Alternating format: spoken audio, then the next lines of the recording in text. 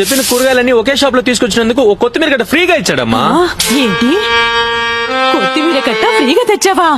ఏ భవ్య, ఏమన్నావే నువ్వు? నీ కొడుకు పాడైపోతాడు, చదివి చదివి పిచ్చోడైపోతాడు అన్నావు కదా. ఈ రోజు నా కొడుకు ఒక కొత్తిమీర కట్ట ఫ్రీగా తెచ్చాడే. ఇప్పుడు చెప్పవే, నీ కూతుర్ని నా కొడుకిస్తావా? మా ఏదేదో సాధించినా ఒక్కసారి కూడా పట్టించుకోలేదు, అలాంటిది ఒక కొత్తిమీర కట్ట తెచ్చినందుకు ఈ రేంజ్ లో ఓవర్ యాక్టింగ్ చేస్తున్నావు కదమ్మా నువ్వు. వదినా, బంధువులు అన్నాక కొన్నిసార్లు తిడతాం, తిట్టించుకుంటాం. దానికే సంబంధాలు తెంచుకుంటావా ఏంటి? నువ్వెప్పుడైతే నీ కొడుకు కొత్తిమీరని ఫ్రీగా తీసుకొచ్చాడని చెప్పావో నేనప్పుడే డిసైడ్ అయ్యాను, నీ కొడుకే నా అల్లుడని. అల్లుడు గారు, కట్టండి ఈ తాళిని. అమ్మా, నాకు కొత్తిమీర ఫ్రీగా తెచ్చేవాడు వద్దు, బంగారం ఫ్రీగా తెచ్చేవాడే కావాలి.